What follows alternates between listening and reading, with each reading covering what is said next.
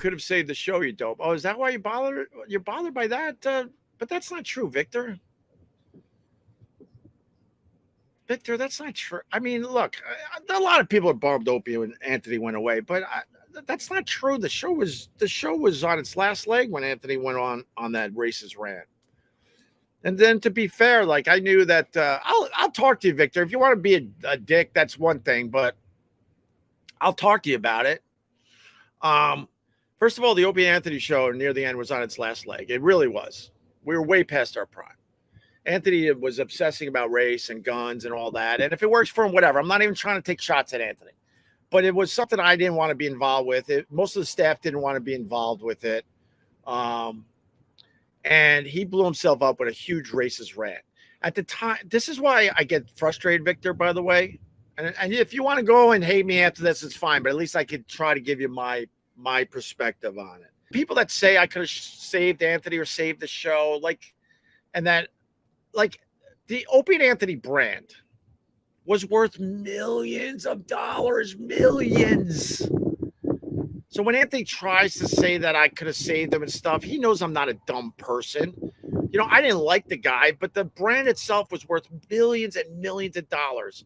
And that's why 2 years later, after he got fired, I started taking phone calls from the guy because I'm like, the brand, we got to somehow try to keep the brand going. And then my thought was that, okay, you know, maybe we could do some phone calls and do a little something on each other's shows to keep the brand going. But obviously doing the show on a regular basis passed both of us by. So I love the people like Victor, and no offense, Victor, because I get it. Like, people are really bummed that the show ended. They wanted it to last forever. But, man, 20 years is not a bad run. You know, the brand was worth millions of dollars. Millions. And I absolutely tried that 2 years after the fact. And then, unfortunately, it didn't work out.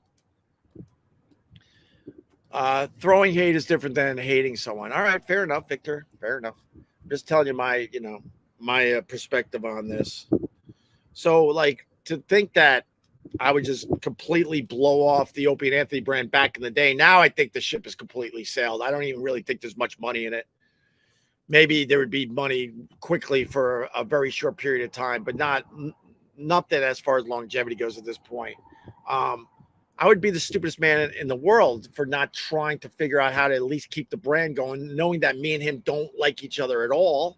And he's already doing his own thing, and he's doing a very different show that he really wants to do. And I was trying to do a show that was very different than Opie and Anthony as well.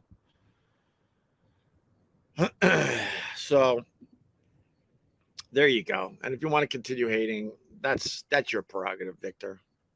But Anthony was completely out of control the last few years of the Opie and Anthony show, completely.